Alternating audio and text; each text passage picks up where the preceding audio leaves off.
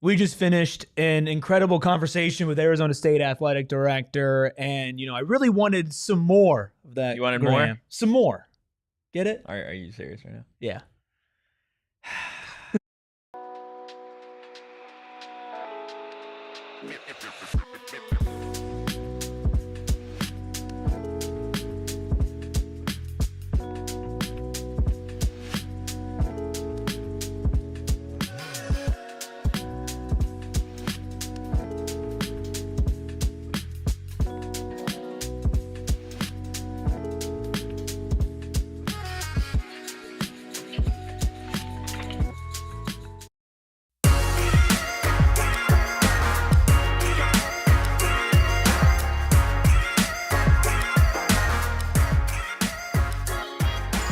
Happy Hump Day and welcome into the PHNX Sun Devils show. Of course, presented by Branded Bills. Make sure you head to brandedbills.com and use code BBPHNX for 15% off your first order. I'm Anthony Totri, joined as always by my little bean boy, of course, Erik. We got the deli man behind the Mac making all of the magic happen. Lee's here, David's here, JJB, of course, begging for hoops, John Pickens as well. Make sure you hit that like button, you hit the subscribe button, and you drop a 5-star review wherever you get your podcasts. Ernesto, Emily here as well. Arizona State fans, of course, here for one reason and one reason only, Erik. To watch the 1915 national champions baby. It's not your dad joke cold opens. Okay, I don't know. man. I thought that was pretty good. Did you? Did you think that was really good? Yeah, man. Probably one of my best.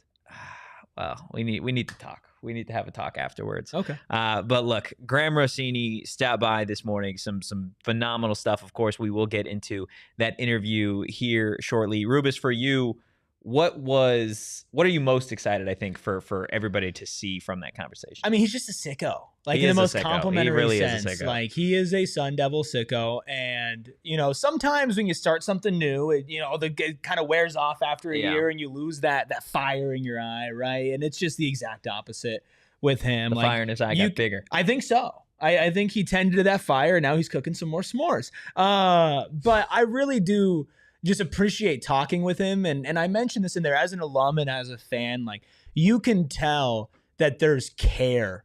Like, there's an actual care factor to everything that's going on in that athletic department. But even more important than that, like, yeah, I want somebody who cares. I want somebody who's like smart and adaptive and ready to move into the new era of college athletics. And I've never been more confident with the conference that ASU is in, and obviously with this current athletic department, that ASU is going to be ahead of the curve this time around with all the changes. And I think they're already showing that. And that is so nice to not have to worry about, like, oh man, when there's another change, is ASU going to adapt? ASU's probably going to adapt beforehand. We talk about football. We talk about basically every single sport under ASU. We talk about the Big 12. Like, it's just such a fun conversation that we got to 45 minutes in and we all stopped and went, oh man, we already went 45 minutes. I know. We could have done another 2 hours. At least another 2 hours. Yeah. Man. So what about you? What are you excited about? I think getting into maybe the conversations in the Sun Devil group chat among the head coaches, all that type of stuff, and just seeing kind of how everybody interacts with one another. I think that's something that doesn't get talked about a ton in relation to Arizona State coaches, is where it's like, okay, you've got Kenny Dillingham, you got Molly Miller, you got Greg Powers, and everybody is in their own individual space. But in reality, they're all coming together like literally on a daily basis in that group chat and celebrating each other's wins and, being super like ultra competitive, like all that type of stuff is it's a lot of fun to like just actually hear. Oh, for sure. And it's just fun to know that's like, you think it's fun, like it looks fun from the outside. You're like, oh man, they're getting along. Oh, it's all great. And then you hear like the actual stories, and they are. But we got to address some controversy. We do. In the chat. The seats. People are not happy. Well, okay. To be fair, why did you guys sit like that today? Like, is it? Well, I don't know. Are people upset? Yeah, I guess they're upset that we sat like this. Well, the host of the show usually sits on the end, so.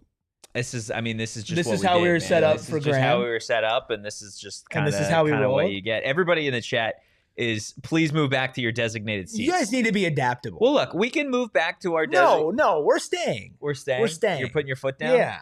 We're staying. Rubus foot down. Okay. Get used to it. Well, for today. It'll be back to normal just tomorrow. For today. Don't worry. Look, everything will be okay. I promise. Hit that like button. hit the subscribe button, drop a 5-star review wherever you get your podcasts, to maybe ease the tension in the room from us swapping seats for the day. Let's go ahead, kick it to the conversation that all of you want to get into. That is, of course, with Arizona State AD, Graham Rossini. The man of the hour, Arizona State Athletic Director, Graham Rossini. Graham, thanks so much for opting to come back to the new studios. The first guest, I believe, in studio at the new PHNX HQ. I'm just honored to get the ask to come back in general. So the fact that I'm first in the new studio, that's pretty exciting. Always. The big hat, it lives on right out there, just so you're aware. Okay. Graham, 3 days till kickoff for Arizona State.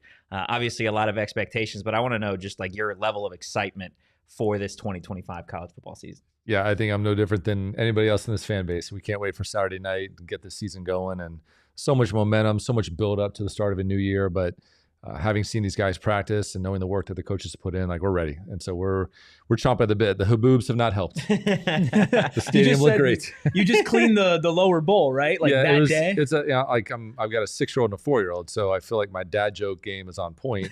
And that was you wash your car and that's the day it's going to rain. And so I was trying to find what's our stadium prep version of that. So we actually did power wash the stadium that morning. And then sure enough, That's brutal. Storm 1 rolls in and our team's hard at work getting ready for Saturday. So. Just don't power wash Saturday morning. We don't need another haboob opening game. We've done that the last 2 years. We're ready for some sunshine. Yeah, clear maybe skies. some moderate temps, and let's just get the season going. So obviously you're a Sun Devil for life, but it's year 2 in your current position as athletic director. Is this still a little surreal for you that you get to be this involved? Like it's your job to be this involved in Arizona State athletics? Every day it's that surreal. Like I'm getting paid to do this. And I kind of joke, like I'm trying to avoid getting a real job as long as I can. And so far, so good. Spending my entire career in sports, and been tied to a team since I was 4 years old. And the chance to lead my alma mater, it means the world to me. And again, it's purposeful work, and getting a chance to represent something that means a lot to me. I know it means so much to so many other people. There's a responsibility that comes with that. But every day, there's a pinch me moment of, I can't believe I'm hanging out with Jake Plummer on the sidelines of football practice, or I can't believe that I'm having breakfast with James Harden team and we're talking about some ideas on how to plug him back in. And every single day there's that kind of moment. And so it's a dream come true. Or is it like those types of moments for you that it almost pushes you a little bit harder when you're going through maybe some of the mundane stuff of just like, to avoid getting the real job, we got to keep going. And again, like you're an Arizona State Sun Devil through and through. Yeah, I think we're at the beginning of building something that is really special and hopefully never done, because we want to keep showing that progression season to season, year to year, team to team. And yeah, there's no doubt. And the job is hard. Like the mechanical part of being an AD at this particular time in college sports is wildly difficult because there's no playbook. Yeah. And maybe that's been a blessing in disguise that there's not the way to be an AD historically that's still applicable today. I think there's a lot of attributes, and I'm lucky to learn from a lot of people who have been in the chair, but it's almost like we're redesigning this entire industry right now. And so not having years of leadership experience in college sports, I don't see it as a limiting factor. I think we're all kind of building what comes next, and we've got to be focused on making the decisions that are the right for ASU at this moment in time. And we want to be a great teammate to the Big 12. That's been an unbelievable fit for us, but we're less concerned about how other athletic departments are run and more about designing the way that we need to be operating and taking advantage of everything that's at our disposal in a place like Phoenix in the Valley. Like you mentioned, there's been so much change, and college sports has never been changing so much on a year-to-year basis. Do you guys as an athletic department, or even just you as an individual, have an idea of where things are going to be at in 5 years? Or is it just we got to take it like a month at a time, because 6 months from now, the NCAA might say, hey, here's a completely different set of rules to play with? Yeah, a little bit of both. And it's exciting and helpful that this is the first year probably in 4 years that the Big 12 has been the same. And you think about when Texas and Oklahoma announced they were leaving, the 4 schools that entered that first year, the 4 that we were a part of last year going into it. And so at a conference level, it's nice that there's stability. Commissioner Yormark has settled in. His team has settled in. They've made some great additions to the conference staff. But having the benefit of perspective is definitely helpful because we know what life in the Big 12 starts to look like. We've started to get on these campuses. I think we've been on every campus for either football or basketball at this point. And so having just some basis for comparison, some context of where we're going, how to travel, how to recover from travel in certain instances, that's super helpful. But where we're going next is really yet to be defined. But having clarity on the House settlement is super helpful. So understanding that we're in this rev share environment, we're in a position that we can be feeding scholarships, which we've done significantly having true NIL and regulations and guardrails around that.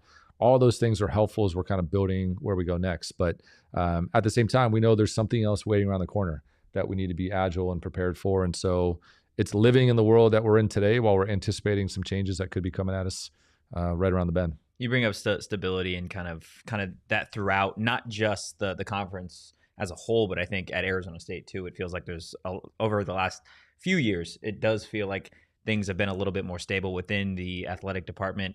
You also bring up in terms of like where not just Arizona State is going next, but where is college athletics going next for you as an AD in this crazy time? How do you make sure that you and the program don't remain stagnant in a time when everything is changing? Well, we've been building our team, and we've made a lot of changes away from our coaching staffs over the last probably 6 months, retooling our organization, right-sizing some roles, eliminating some positions, and making sure that we're consciously focused on, generating resources, building a fan base, creating better content, becoming better storytellers, and all the things that allow us to support our coaches at a higher level. And we've got to keep making that progression because we always need more, but at the same time, obsess over the fan base. I say this a lot, like we have to obsess over the people who obsess over us. And that's a responsibility throughout the entire department. And if you're not a coach leading an athlete or a program, you've got a responsibility to help us build a fan base, create more resources, create better content and moments that allow us to cast the widest net possible in building this brand of Sun Devil athletics. And so it's really been kind of focusing on where we're going, and where we're going is building the brand. And that only happens when you've got alignment within the department, alignment throughout the university, and this conscious focus on building more people connected to ASU. And we're going to announce in the next 24 hours a sellout for Saturday night. I think it's the first time we've sold out that first football game since 1998, wow, at least. And that's a really important testament that more people are starting to join in what we're building. And we can't stop there, though. We've got to we need to do that consistently. And at some point we look up and say, a football ticket at ASU is hard to get because so many people want to touch what we're doing, and so many people are finding out how to plug in and help what we're building. How important is this football season, this upcoming year, to setting the table to you to get to that goal eventually? Yeah, I like a lot of what Coach Dillingham has been talking about, that we're not chasing national expectations, so to speak. We're really chasing ASU history and going back and having one great season, getting in the college football playoff for the first time, and then making sure that we're building the kind of sustainable program that allows us to stay in that conversation and not have it be a once every 20 or 30 year dynamic, but come off last year's season with another really strong season, whatever that means, competing for a conference championship, advancing in the college football playoff, playing a high tempo, entertaining style of football. We're not going to limit ourselves on what the goals for the season are, but we do want to show that we can retain coaches, retain players in the spirit of building a long-term, sustainable, and successful program. You are, an ASU fan, right? Before everything. So for you, obviously, kind of throwing away the fact of the coaches and Kenny Dillingham and Hines Ward, like just getting a look at the players for the first time against NAU. Is there anybody specific that you're just like, I am ready to see them find the end zone? Yeah, a lot of conversation lately about Raleek Brown, running back, and how he's kind of gotten healthy. He's really ready to contribute, and he's adding to a really good core of running backs. And then not just running backs, but receivers, tight ends, et cetera, and making sure that we've got multiple offensive weapons for Sam to utilize. And we were so lucky with Scat last year. He was a leader on the field. He dominated in that position. He was willing to do whatever he could to help the team win. But it's nice this year that there's kind of versatility and variety for Sam to utilize. But Raleek's gotten healthy. He's committed to his body. He's committed to being a great teammate. And this was a highly decorated recruit going to USC, transferred to ASU, and wasn't able to really contribute out the gate. But he's really put in the work, and it's been fun to see him in practice. It's been fun to hear the coaches talk about him in particular.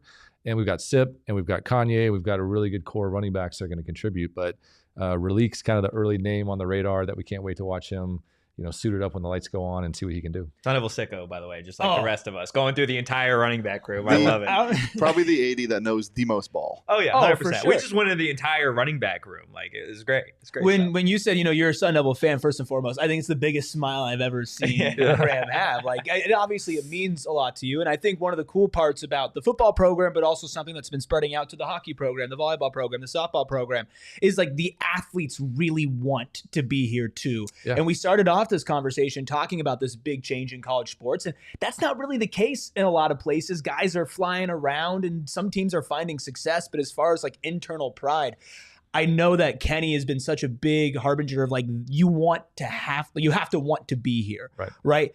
How much of a big impact does that make for when you guys are trying to, sell to the fans and connect to the community, that the players themselves want to be a part of that community? That means everything. And I look at that from a lot of different perspectives. We talk about Sun Devils for life, and that's a sentiment that can't just be words on a wall. There's got to be some reality to that. And I look at our environment, meaning ASU specifically, and it's corny. It's another, I guess, dad joke-ish moment I have, but like 1885 is kind of an important year for Tempe Normal School and the creation of what's now ASU. And so we're trying to attract recruits to get to our campus at 18 and then stay connected to 85 or beyond. And that's the commitment that we're making to these families. If you join this network, you join this environment, you join this fan base, you join this community, we are not a resource for the 3 or 4 years that your son or daughter is competing here. We want to be an extension of your family and a point of pride that lives forever. And where we get the benefit of playing that long game is that's when alumni are coming back around the programs. That's when, I'll use Jake again because he's been around so much, but Jake and Gus Farwell are at the Peach Bowl on the sidelines, like foaming at the mouth, trying to get in the game because they want it so badly for the kids to have the kind of experience that they had. And, Brock Osweiler is another guy who's really stayed close to the program. And it was fun last year. He had the call at our K-State game. And after the game, he had a chance to come meet Sam Levitt and spend some time together. And now they're in contact. And so for Sam to have access to guys like Jake and Brock and other guys who have gone through the program and just have the benefit of that perspective and that transfer of knowledge that can only happen when he wants to be what Brock and Jake have gone on to do at the next level. Play in the NFL, be an all-pro, have that on his resume. But they're helping him navigate the same experience and maybe helping him prepare a different way or anticipate or avoid moments that are going to present themselves.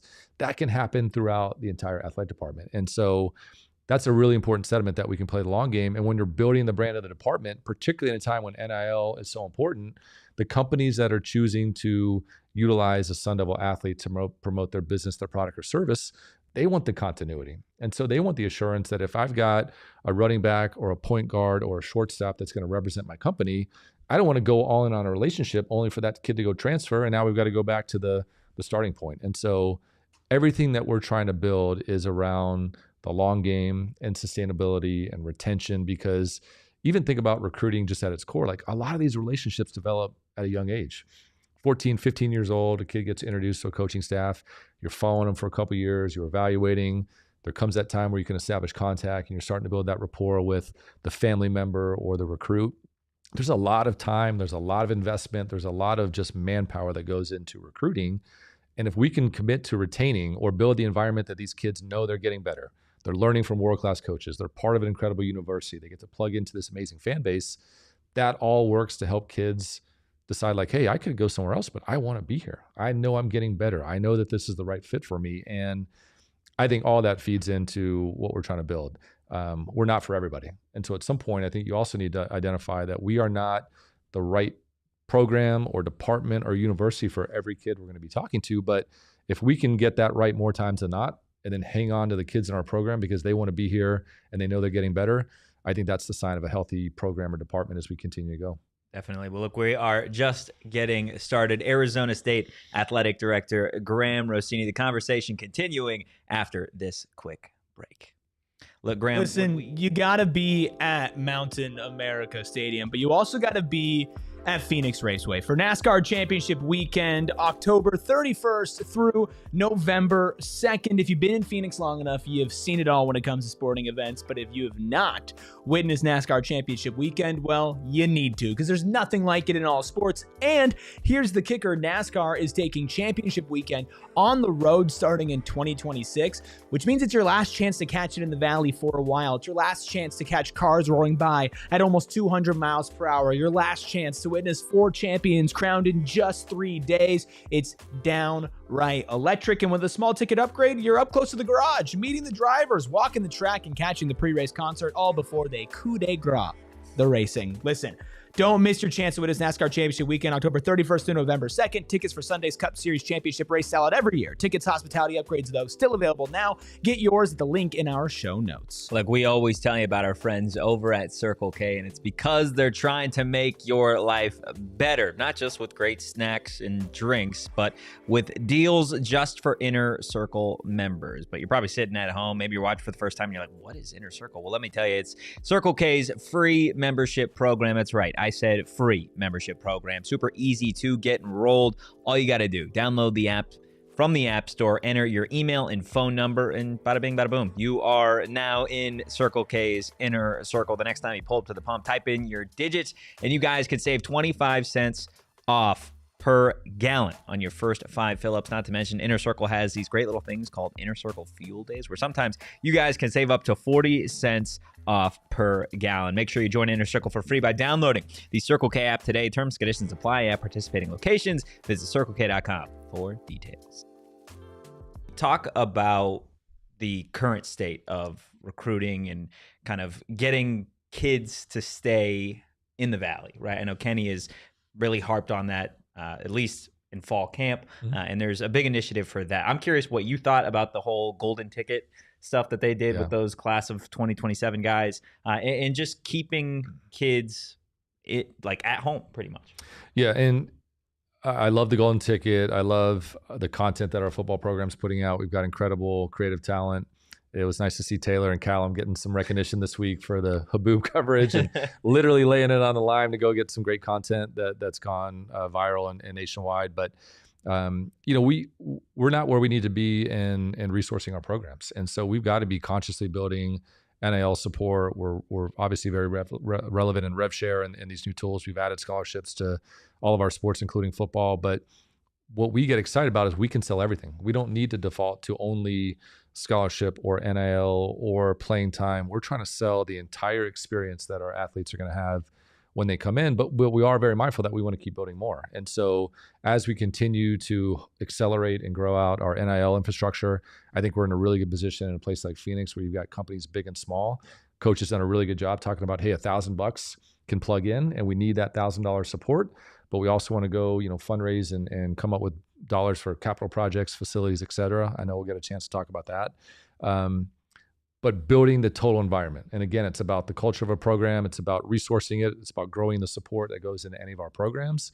And most importantly, having the right leadership in a program where the kids want to come here and be a part of something bigger than any one person. They want to be a part of a great environment. They want to learn from people who've done it at the highest level. And I think when you look across a lot of our supports and you've got a guy like Hines Ward, or in hockey, we've got Hicksey, one of our assistants who played in the NHL.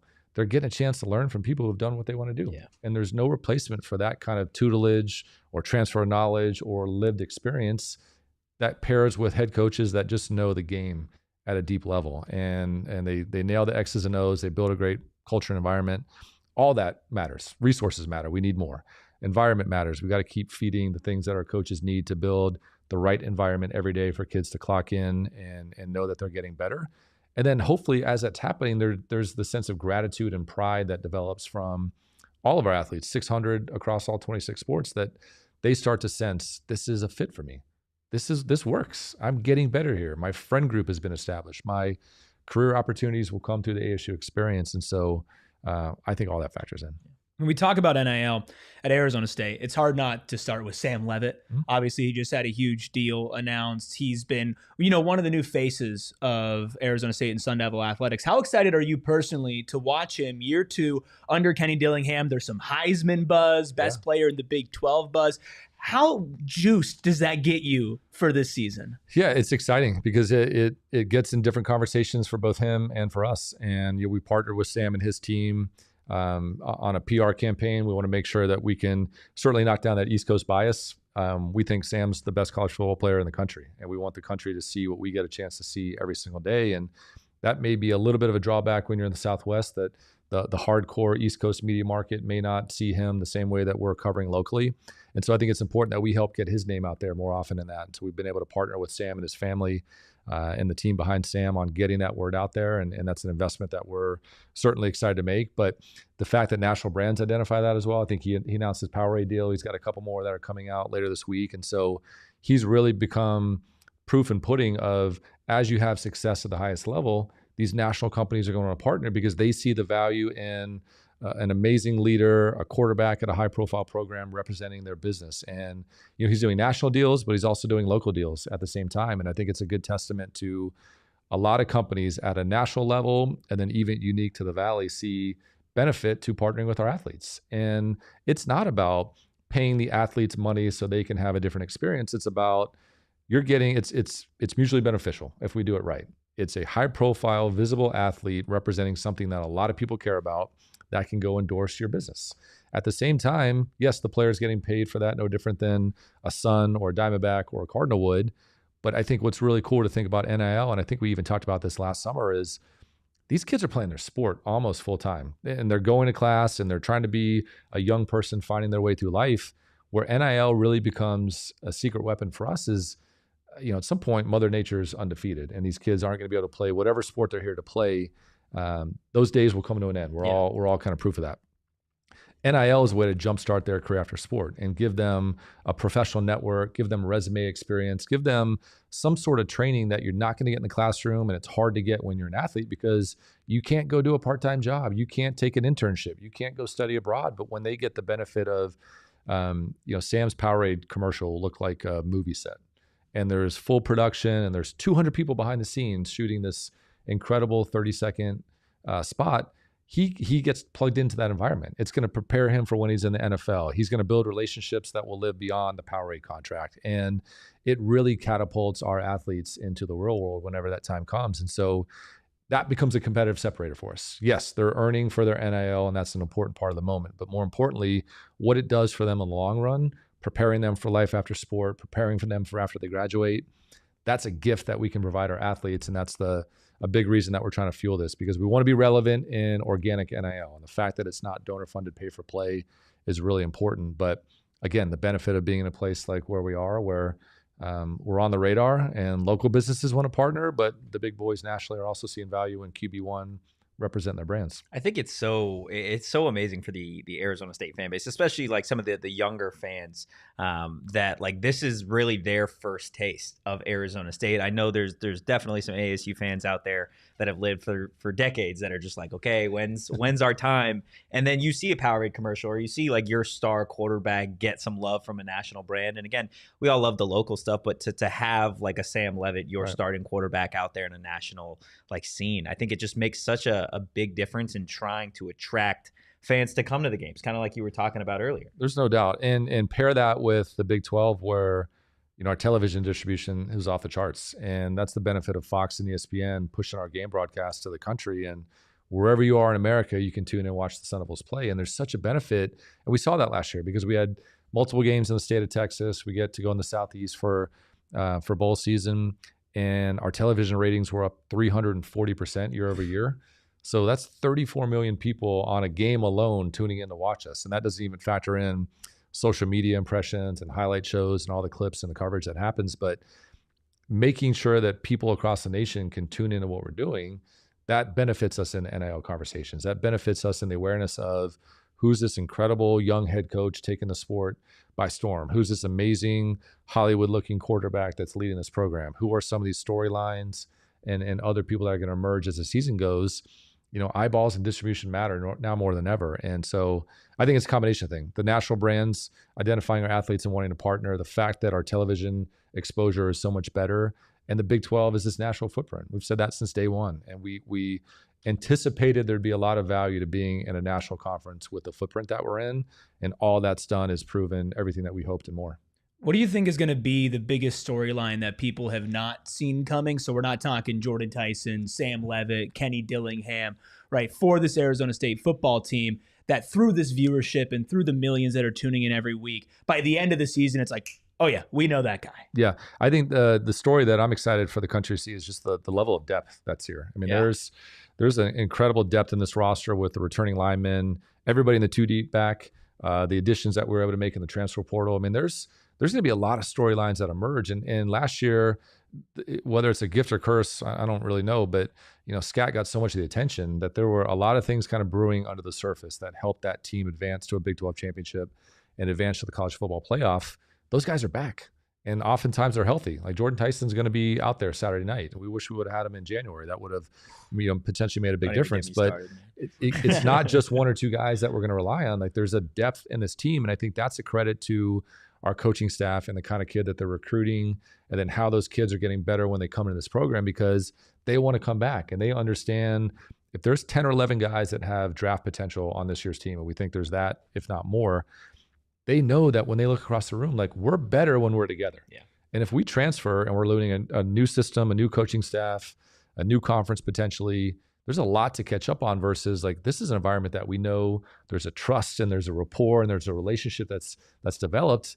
And as the team has success, the individuals will benefit. And so I think the depth and the team focused mindset of this group of people is what I'm really excited for the nation to see, and tune in and see, yes, you're going to see hopefully highlight performances from some of the star players, but you're also going to see like, man, these guys are locked in on each other. And there's a trust and a brotherhood that's going to help the team have success over the course of a long season. I know we're excited for kickoff in just 3 short days, and everybody is excited to see Sam Levitt, Jordan Tyson, Xavier Alford, all those guys. There were a lot of folks that really loved the jersey announcement over the summer, and then there's still some wondering, are there any alternate combos, any new jerseys that fans can expect this coming season? Yeah, we've got 2 out there, kind of going back to an old school look, bringing the Arizona State back to the chest of the jersey. And part of it was in this NIL era, we wanted the name on the back of the jersey to be bigger and make sure that now that you can buy a Levitt jersey, CJ Fight, Xavier Alford, all the jerseys that are in our bookstore, we want that nameplate to be a little bit easier to read on television, easier to read when you get in the bookstore.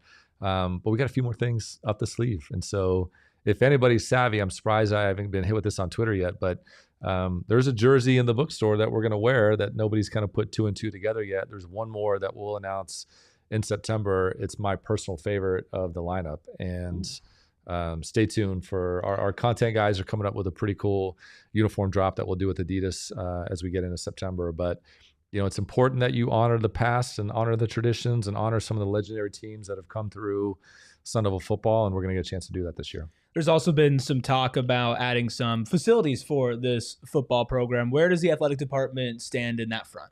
Yeah, we've got tremendous need, up and down the department. And, there's a lot of talk lately about the football practice facility, the renovations to Desert Financial Arena.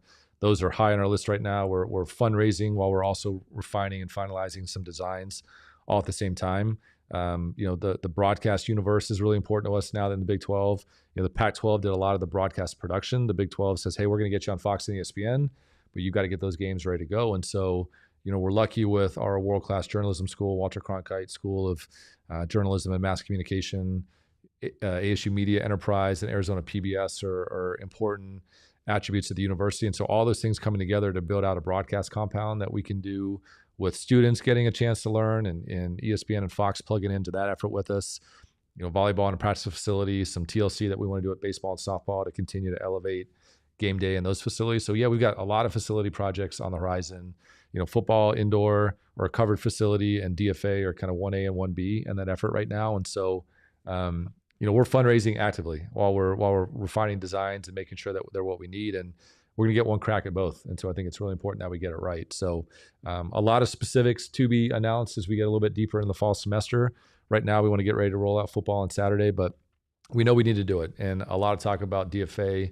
That's got to be a better fan experience. It's got to be a better game day. It's got to be a more modernized experience. And so there's a lot of work that's going to start next summer on that. We can't wait to share some good news before basketball season. For the practice facility, I know Kenny had brought it up again just a few weeks ago, and everybody really, really ran with it, really excited for it. For you, is there anything that you specifically want to use it for outside of football, or you kind of envision? Well, we spent a lot of time last year in the tailgate lots. I spent a lot of time early on Saturdays just kind of spending time throughout the Tempe campus and talking to a lot of tailgaters and just realizing that we've lost a lot of parking lots. We've lost a lot of the grass fields that people were used to using. And it's, we're growing as a university. We're getting a lot more urban. There's a lot of cool things that are happening. Really excited for the new restaurants in the Novus corridor. that opened up. Those will be ready to go, obviously, for football and basketball season. But we need to address like tailgating, and people want to come closer to the action. They want to be closer to the stadium. And so, it was Coach's idea about, hey, we're going to do the football field, but let's make sure we design it in a way that on a game day or Friday, we start flipping it into a fan zone, and let's parcel it out where people can pre-reserve tailgating areas and have, the benefit of sun protection. We'll have the big ass fans in there. We'll have some food and beverage. We'll have some video and some technology where what we use to get ready for football games during the week flips into a watch party for other games going on, and protection from the sun. And you're right next to the stadium, and you can kind of wrap up your tailgate and go into Mountain America Stadium and enjoy a fun game night. So there's some versatility that we're looking at there, but even a lot of our coaches are doing coaches clinics and camps, and a big part of our focus as a department is getting kids around our coaches and kids around our athletes. And so when you've got this covered facility and maybe some classroom space in there that we can do coaching clinics for high school or youth coaches in the Valley for all of our sports, using it for the tailgating the way that we mentioned, I think the sky's the limit when you get that kind of adjacency to the football stadium, and making it a fan amenity, making it something that a number of our sports can use, and can't wait to see what we land on. As a fan and as an alum, it's very refreshing to hear not only that there are these new ideas, but now we're going to try to incorporate so many different things, not just make it football, but also for the fans. If there are other fans and alums that feel that way, are they able to get involved and help out in the process at all? Absolutely. And I value feedback. We've made a lot of decisions going into this year based on our season ticket surveys, based on people sending in emails. Like, my email is public. And so if you write to me, I'm reading it. I don't have a team that's, managing correspondence. Like, I'm trying to be as responsive and open-minded as possible.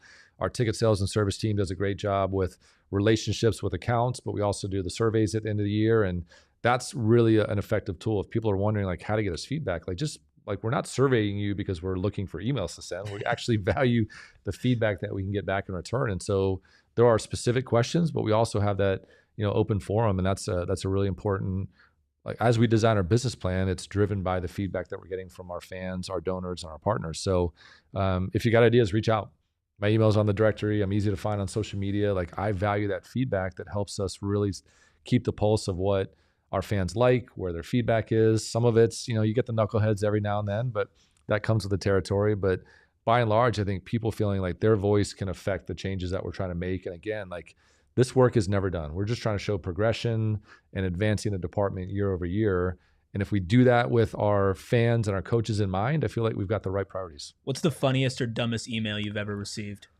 I mean, I've gotten a lot of the 1975 national champion emails as of late or posts. My opinion on that, as well-deserving as that team is, that at some point in the last 50 years, somebody a lot smarter than me would have determined that this was a national championship team. And so we're not going to that extent, but we're excited to honor that team for the Hall of Fame as we get into mid-October. I get a lot of bring back Sparky. I don't get it. I love Sparky. He found my burners. It's actually just been Totri the entire time. That's why I ask. I'm trying to put him on. I blast. love the Sparky stuff, man. It's so awesome. I'm I mean, Sparky's there. We added the pitchfork, but I don't think we've diminished Sparky, and we try to use Sparky a lot. We're going to be wearing Sparky on the helmets a lot more than we have. I know that's been really important, but Sparky's been on our basketball uniform. It's on our basketball court, et cetera. So we're trying to have the best of both worlds. Let's use the pitchfork as an important mark, and then Sparky's our guy. So a lot of bring back Sparky. I'm he's still there. We love him. Where'd he go? Sparky. We love Retro Sparky. I found him.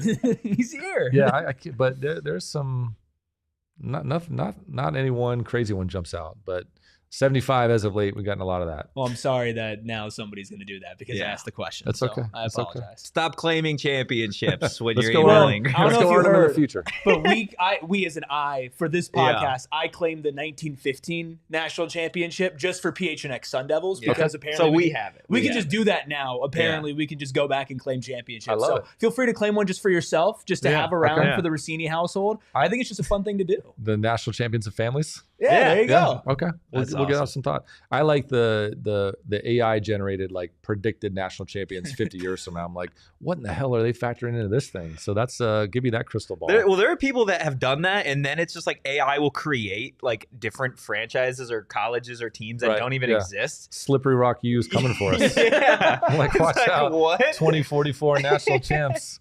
Bring back the Slippery Rock logo. Yeah, literally. Sneaky good cap logo, by the way. My goodness. Yep. Look, guys, the conversation with Arizona State Athletic Director Graham Rossini continuing on the other side of this quick break.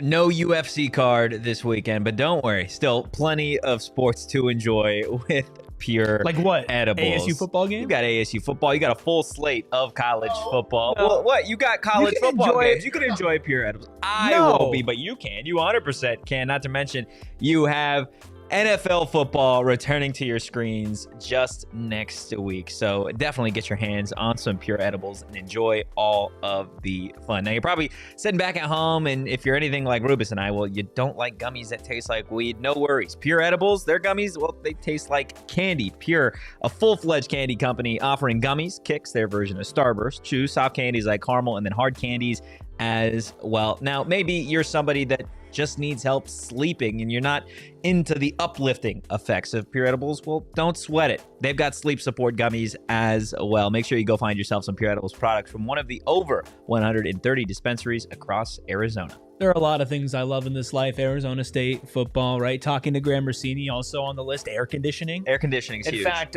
when we had the greatest inventions draft with Graham last year, I drafted air conditioning, and I love it. The thing is, though, it could be expensive. And that's why APS comes into play with a smart thermostat and a time of use plan where you can use your smart thermostat to take advantage of lower cost off-peak hours from anywhere. You just have to remember to actually change your thermostat. Right now, on my computer, on my phone, I can change it from anywhere. If I'm out of state, if I'm in the bedroom and I don't want to get up to the living room and turn it down, I can do that. And for every 1 degree that I raise my home's temperature, I could save up to 2 to 3% on my cooling costs. APS customers may be eligible for smart thermostats for as low as $0 when you enroll in the APS Cool Rewards program. Plus, if you already have a smart thermostat at home, like we do, see if it's eligible to enroll in Cool Rewards. Plus, free install is available at the link in our video description. You must be an APS customer, pay shipping and taxes. Other restrictions apply. Go to marketplace.aps.com for more information.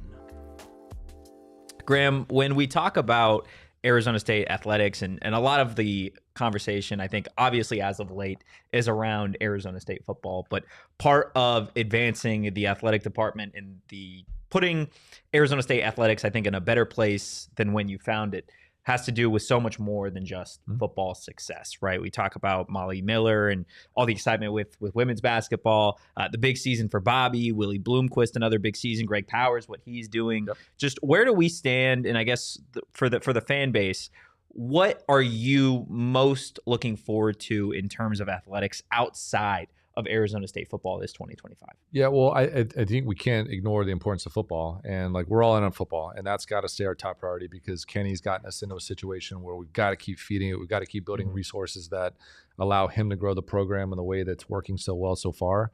And so we've got to keep feeding football, knowing that that's going to benefit our football evolution. But at the same time, like the reality of college sports right now is you can't run a complete department without football being successful because that economic waterfall is so important. And we've got 26 sports. We've got the most in the Big 12 by 4, I think.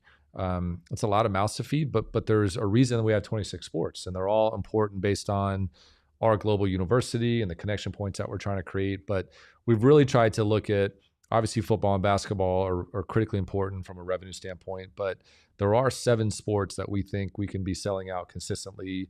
You know, we'll bring volleyball into that conversation as a fall sport. Hockey is crushing it at 102% capacity at Mullet Arena. It's one of the hardest tickets in town. But then, you know, in addition to men's and women's basketball, baseball and softball in the spring, both programs back on a really good trajectory. Baseball set a program record for single game attendance against U of A last year. Softball is a consistent, you know, good crowd over at Club Farrington, as we call it. And so there's 7 sports that really give us the full year to sell and activate around. And so that's really important as we're building corporate partnerships and we're building packages for kids and families to plug in where we can separate from the pro teams in the Valley is we're year round and we're 200 live events across all of our sports. And so somebody that's investing in a partnership with us gets the benefit of year round. And we're starting in August with soccer and volleyball and football getting us going. And then it ends up in the spring with baseball, softball, track and field. And there's a lot that goes on in between. So we can't only look at sport by sport, season by season. We're looking at how do we build a strategy around the entire department and not just default to only thinking about one sport at one time.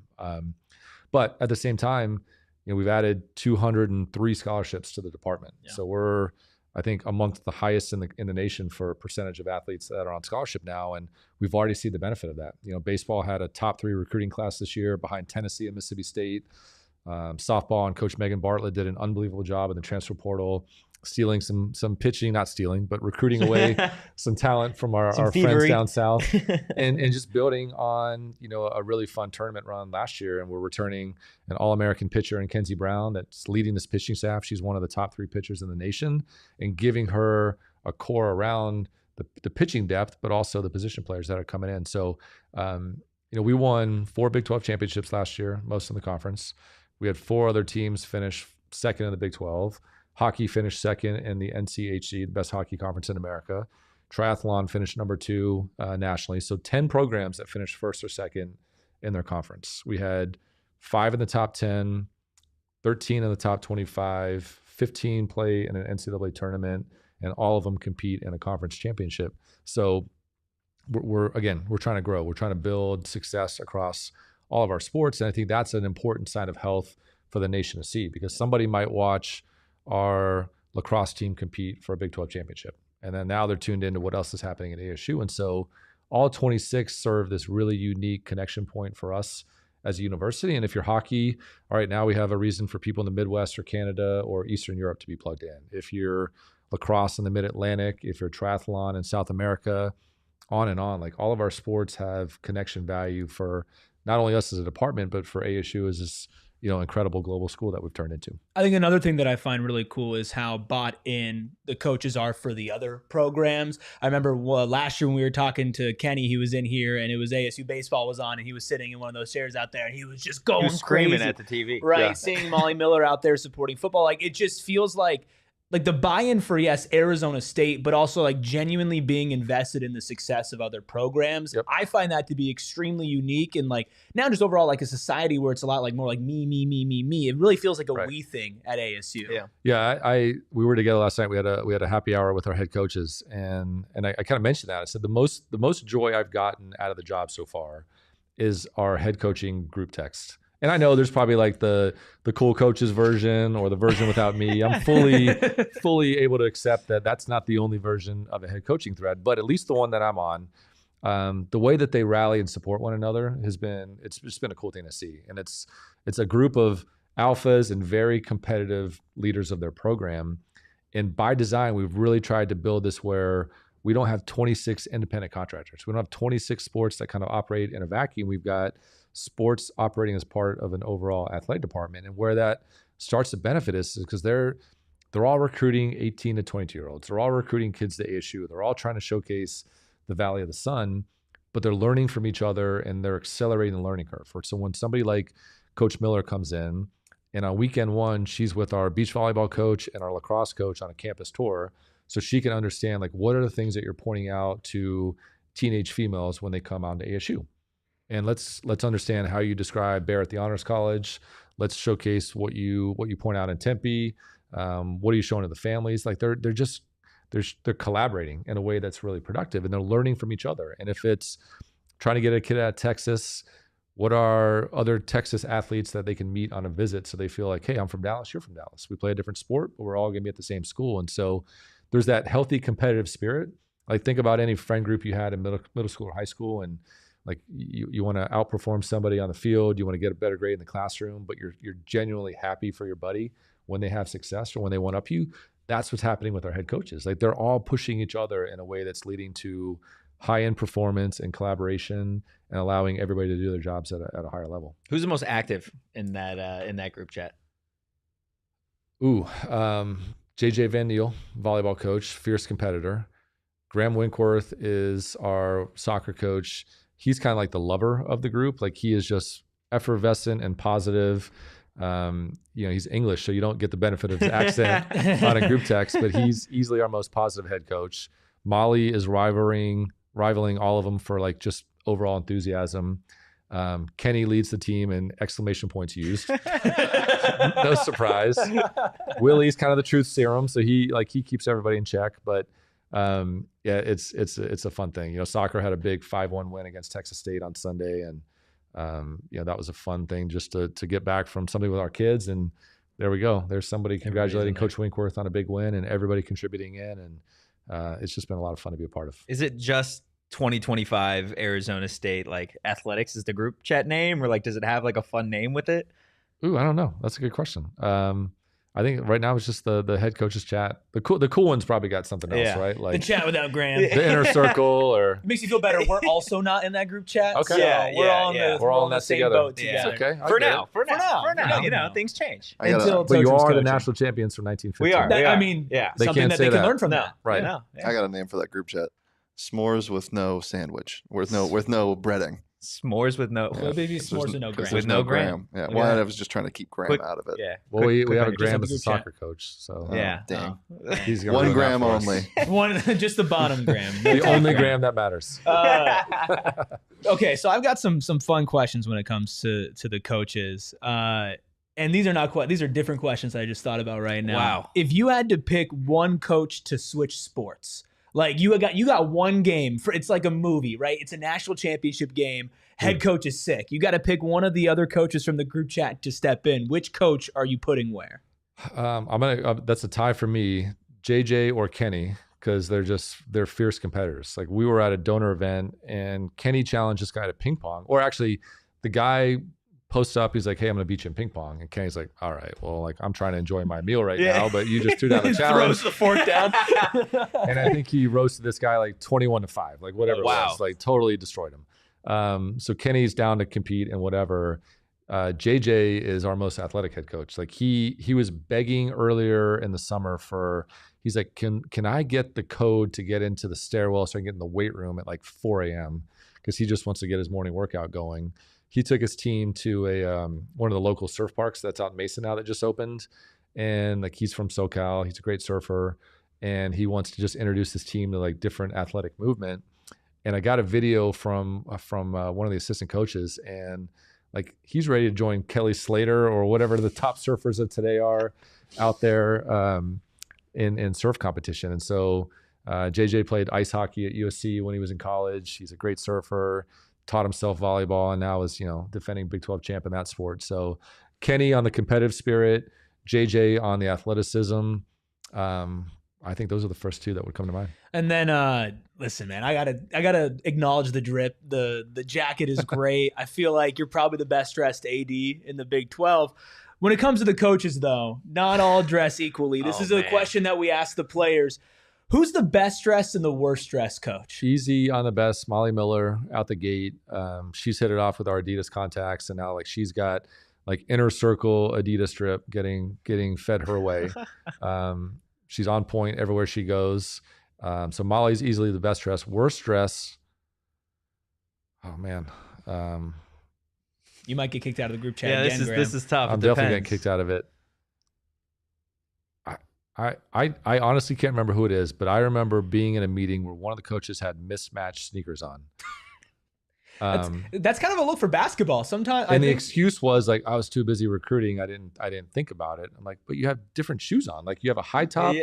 and a sneaker on. completely. Like it's not. Oh, it was Wasn't just like different colors. It was completely like a different. totally different shoe, like a dress shoe and a flip flop or something. I don't want to throw him under the bus, but that narrows it down to 1 of 10. We don't have to So, do Kenny. We're like gonna that. have to do some Yeah. investigative work. if it's somebody who got distracted by recruiting, might It be is, but Kenny. I also feel like I feel like, and this isn't a dig at Kenny. I feel like Kenny has said this before, but I feel like his wife definitely lays out his That's clothes, true. what he's Yeah. gonna wear. Yeah, Bree's on point. No doubt. like That's fair. there would be no reason for him to not have. She was busy that morning. Yeah, and I that's when guess he so. wore two mismatching Yeah, shoes. yeah.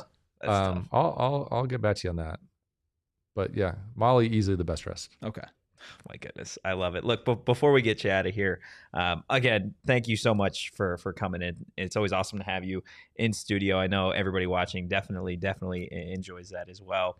We talked a little bit beforehand about how sometimes it is a little bit difficult to get the fan base to buy in to what you got, because here in Phoenix there is so many different things to do, right? There's the Diamondbacks, there's the Suns, there's the Mercury. Cardinal season's getting started soon. Right. For you, what would your pitch be to Arizona State fans ahead of this 2025 college football season, and I guess just the fall athletic season, to come out and support Arizona State, despite there being so much going on in the Valley. Yeah, I think my message is, if you like what we're doing, you got to get off the sidelines and get in the game. And we can't do this by ourselves. We might have the best ideas, the best business plan. We're trying to tweak every little detail we can to make a better game day.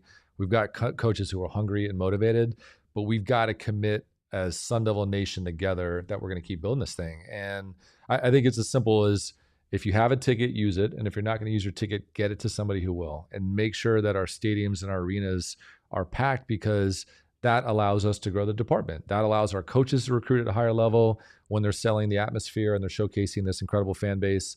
That attracts more donors and business partners that want to get involved when they see a sold out Mountain America Stadium, when it's Labor Day weekend, when it's hot outside, when it's a non-conference opponent. All that stuff matters in our ability to grow the department and continue to progress. And so, again, we can't do it ourselves. And if you love the Sun Devils, find somebody in your neighborhood, your community, your place of work, and introduce them to what we're doing. And let them come and find the joy in connecting to the work that we do. And we want to win. We want to win at the highest level. There's no doubt about that. But the point of college athletics is still to develop young people through sport. And we've got 600 athletes from 42 countries that are picking us. And that's the shared responsibility, to give them an experience that connects them back to the Valley, back to ASU forevermore, as we talked about earlier in the show. And so get off the sidelines, get in the game. Come do this with us. We're trying to focus on affordability. We're trying to make this easy to get on campus. We're trying to build a better game day in everything we do, but meet us in the middle and keep participating and keep showing up, because the football team's a perfect example. Like last season, from Camp T to Wyoming to Kansas, Utah, UCF, BYU, on and on, the crowd and the energy in Mountain America Stadium was no doubt a contributing factor to the season that we had. And so if you like that, if that felt good, keep showing up, keep buying tickets, keep supporting these kids in the way that we're starting to see, and shared responsibility. We'll do it together. Show up and stay all the way through the game. Arizona State Athletic Director Graham Rossini. Graham, we appreciate you taking the time as always. Thanks, guys. Hopefully that is not the last time we have Graham Rossini in this studio before the end of the 2025 college football season. We'd love to get it back in here. I mean, Erik, we talked a little bit before we started rolling that interview, just in terms of like some of the stuff that stood out. But again, like listening to that conversation, and I think we've seen it kind of reflected in the chat, like it is just so refreshing to have somebody that cares so much about Arizona State in this position. Seth literally saying he's so refreshing. We've come so far so quickly. There was a comment earlier from M saying, tearing up hearing all this. It feels good having somebody that wants to win in all sports at the Realm. Like it means a lot to have somebody who understands this place. And I get why some people would ask, like, are we going to cut varsity sports? Are we going to, take money away from that and put it into football? And in modern college athletics, I think it's questions that kind of need to be asked. But I think Graham even answered it without us having to bring it up, because he's talking about how important that is and how it's like, yes, football is the revenue driver, right? Football, men's and women's basketball, baseball, softball, hockey, like, these are sports that are going to raise your floor and raise your ceiling when it comes to bringing money in through the door, right? That being said, just because a sport doesn't make your university money does not mean that that sport is a net negative for the university. Absolutely not. And so I think as long as you can continue to balance having a competitive football program and being able to build, an indoor practice facility that turns into a tailgate event space and area, as long as you have the money to renovate DFA, as long as those things are not impacted by keeping those sports around, thus impacting other sports by not being able to make as much money on the top end, I see no reason for them to cut any sports at all. Absolutely not. And I think, again, kind of something that stood out to me just listening back to that conversation, and we had tweeted it out, of the sellout, right? That Arizona State is expecting a sellout against NAU, something that the university is expected to announce within the next 24 hours. But the reason that sticks out to me is because it, again, kind of goes hand in hand with this conversation of, like, all of these sports need football to be successful so that they can continue to keep on doing what they do, and to have the community and the fan base come out and support Arizona State, number 11 Arizona State, against a team in NAU that, again, the expectation is that team should not be anywhere near the same playing field as Arizona State, to still have the fan base come out and support in that kind of like those kinds of numbers, I think just speaks volumes again to like this fan base is now rallied around the Sun Devils. For sure. And I think that the Sun Devils have rallied around the fan base. Agreed. Even talking to Graham once we wrapped up that interview, and he was talking about some of the other things beyond just like new food and whatever that they're doing to Mountain America Stadium to make the in-arena experience better. And I think, listening to these fans and opening up your emails and doing these surveys, like, it's not lip service. No. Like, from the stuff that he was telling us, and we'll let him be the one to, like, tell people or just go experience it game day, like so many people are, like, they're making the experience better for everybody. And so if you are putting money into this, then you're going to be getting basically your value in return back. Yeah. And we're going to keep breaking down Graham Rossini. Plus, we're going to talk about the first official depth chart for Arizona State football. But if you are watching on TV, the party always continues over at GoPHNX.com. It's time for overtime. Hit that like button. Hit that subscribe button. 5-star reviews on audio for the man, the myth, the legend, Mr. Graham Cracker in the building. Mr. Graham Cracker, huh? Any final thoughts on our conversation with him? I thought that it was just... Overall, I feel like we hit a little bit of everything. Yeah, no, I think if there's anything that I want to leave everybody that watched it with is just like do what he said, right? Like if enough sitting on the sidelines. If you want to continue to see Arizona State succeed and be a national powerhouse in football and in some of these other programs, and you want your star quarterback to be on the face of like major brand deals and like that type of stuff, you get enjoyment out of that, and you love seeing ASU be a big time university when it comes to athletics. Get off the sideline, right? Get off the bench. Go to these games. Go to the events. Go buy merch. Go support NIL collectives. Go support local businesses that are doing NIL deals with athletes. Like, go do these types of things to help this brand continue to stand out. It is only going to help recruiting. It's only going to help this coaching staff. It's only going to help the administration and the athletic department when it comes to raising money for some of these other things like new facilities, etc. So get off the bench is the best way that I can put it. And I would say the last thing was him saying that we believe Sam Levitt's the best player in college football, and we're partnering with Sam and his team to put a media campaign on. And I mean, just the awareness of like, hey, there are some obstacles that we're going to have to overcome being a Southwest team. Right. But I think there's such a big opportunity here. And I'm excited to see what that push is and how often they're going to bring Sam in studio to push that agenda. Open invite. I know the campaign has been going on really since the end of last season. Yeah. So this is something that they've been doing a lot of to try and get Sam out there in the media. If you noticed for week 0, Sam Levitt and Kenny Dillingham were on ESPN. That is not by accident that Sam and Kenny are doing these things. Yeah. I'm super excited for the season. I know you are too. If you're just joining us, we talked to Graham Rossini for 45 minutes, Arizona State Athletic Director. You can go back and watch that once we have our next conversation here. We've had big questions across all of training camp for the number 11 team in the country, specifically who's their starting center, who's their starting nickel, and we finally have an answer to those questions, Anthony Totri, in the form of a first depth chart for the Arizona State Sun Devils led by Kenny Dillingham. Let's go ahead and take a look here at the full depth chart. You might have to squint, you might have to zoom in, but we'll start where we've been talking for a really long time, Totri, and that is that offensive line. Ben Coleman, as you were saying earlier this week, is going to be getting the starting nod at center with Jamedo Abigbo there at left guard, Josh Atkins at left tackle, Kyle Scott at right guard, and Maxi Hanachor at right tackle. But it all starts with the all-conference offensive lineman, Ben Coleman, moving positions. We're 3 days away, and we have our answer. Yeah, we know what this offensive line is going to look like. Again, we have been saying that for the last about week at this point. We put in the Die Hard Discord before that depth chart was announced and before Kenny Dillingham announced it on Saturday. Wade Helton does appear to be that backup center for the Sun Devils, the redshirt freshman Iowa State transfer. But that offensive line's been pretty consistent with what we've seen so far through fall camp and a lot of spring ball as well, something that sticks out. Outside of Ben Coleman being named the starting center when it relates to this offensive line is you just look at the size of that offensive line. Josh Atkins, 6'4", 310, actually the lightest offensive lineman that you're going to see of the 5 for the Sun Devils starting the year. Your left guard, Jameto Bigbo, 6'4", 325. Ben Coleman, the shortest at 6'3", but 320 pounds. Kyle Scott at right guard is massive at 6'5", 330 pounds. Then your right tackle, Max Ahanich, are also 6'6", 330 pounds. This is an offensive line that can compete in this conference and beyond because now they have the sheer size to do so.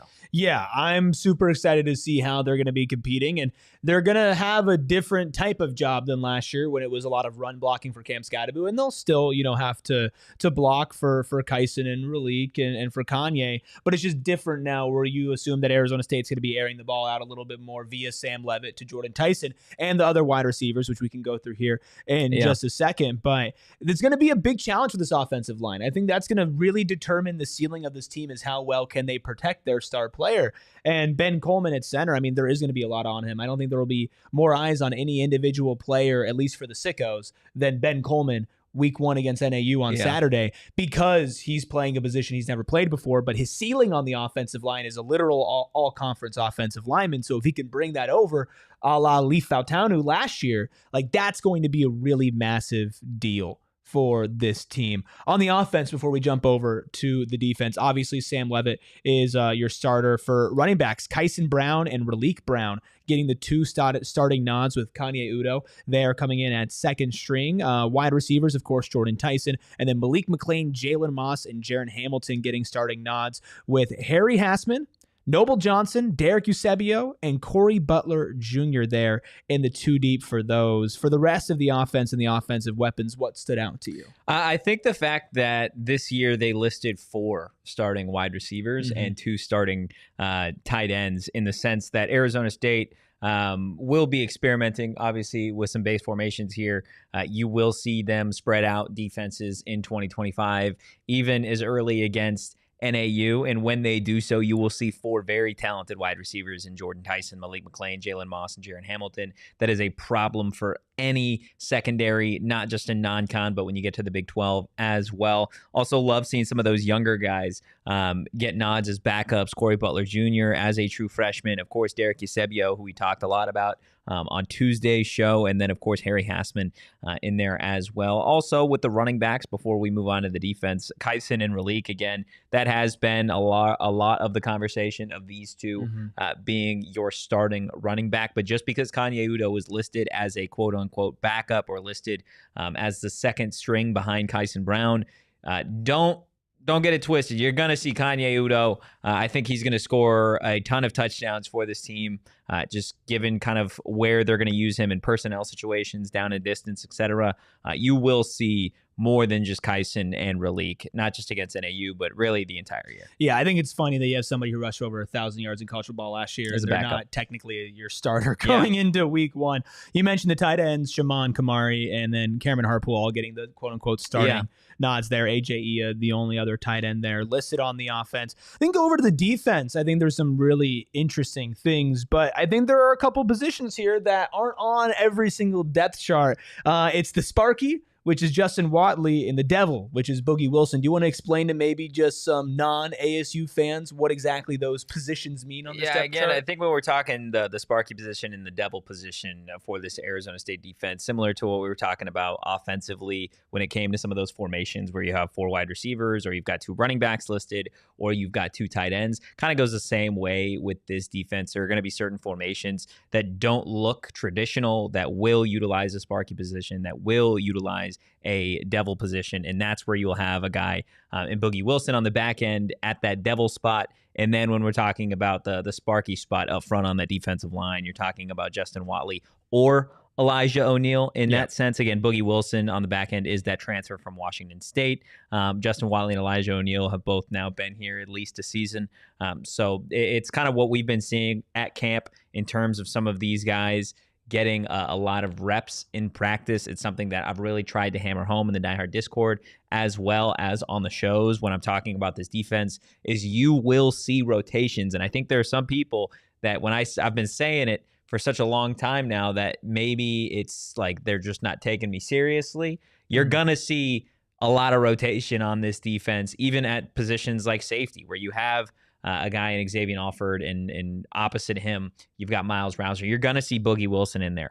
Up front on that D-line, yes, you got Clayton Smith. Yes, you got Prince Dorba. You will see Justin Watley and Elijah O'Neal. And then even at the linebacker spot, I think this is probably the biggest surprise for people on defense is that your starters are listed as oars. Your Keyshawn Elliott and your Jordan Crooks, yes, those are your starting linebackers, but they are oars with Tate Romney and, of course, Cyrus Fiaseu as well. You will see a good chunk of rotation at that linebacker spot and in this defense in general, just because you have so many returners. Yeah, and obviously another position that we need to talk about along on the offensive side, it's been Ben Coleman, right? Yeah. Who's going to start center? It's been who's going to start at nickel. You have an or. It's Montana Warren or Kendrick Breedlove. Of course, Montana been in the system for 3 years, now got some burn a lot last season, especially in some big moments. And then Kendrick Breedlove transferring it over from Purdue. Technically, Montana getting that quote-unquote starting nod because he is the first name listed there and Kendrick is the or. But like you mentioned, expect a healthy dose of both of them cycling in and out. And then maybe as the season goes on,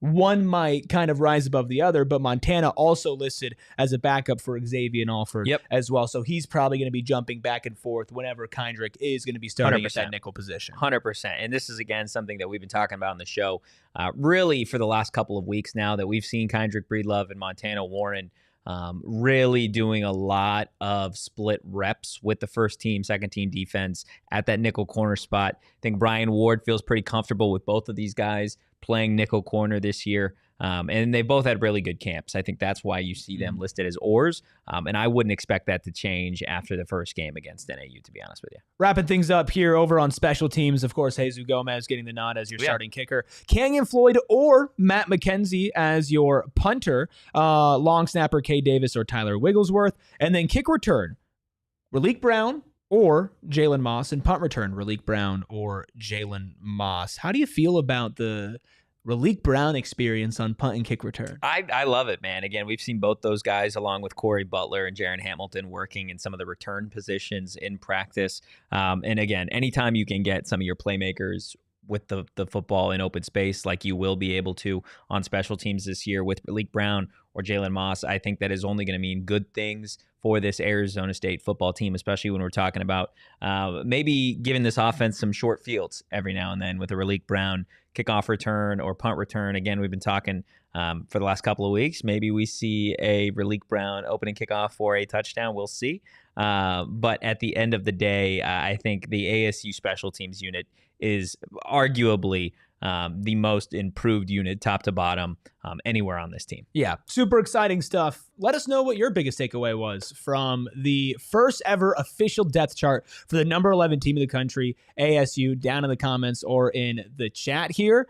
But I think that's going to about do it, Totri. That's going to do it, guys. If you enjoyed today's episode of the PHNX Sun Devil Show, make sure you hit that like button. We also do have a super chat from Junior Garcia, $1.99. We appreciate you, Junior. If you want to drop your actual comment, it looks like you just said Junior_Garcia. Well, no, that's just he has no chat. There's no chat. Okay. But if you have a chat, get it in now. We'll read it. Yeah, get it in now. Again, appreciate the super chat. Hit that like button, hit the subscribe button, drop a 5-star review wherever you get your podcast. If you enjoyed today's show, if you enjoy the content, make sure you give the entire show a follow on social at PHNX_Sun Devils. You can follow me at Anthony_Totri. You can follow this guy right here. That's Erik Ruby in the wrong seat. You can follow him at Erik Ruby. That's Erik with a K. You can follow the Deli Man at Shane Dief. Just, ready to shave my a slit into my eyebrow when Raleek Brown takes it 95 yards to the house on Saturday night. And we will see you guys on Friday. No show on Thursday. Back in action on Friday for the final show before Arizona State kicks off the 2025 college football season. At noon. At right? noon. The show will be at noon.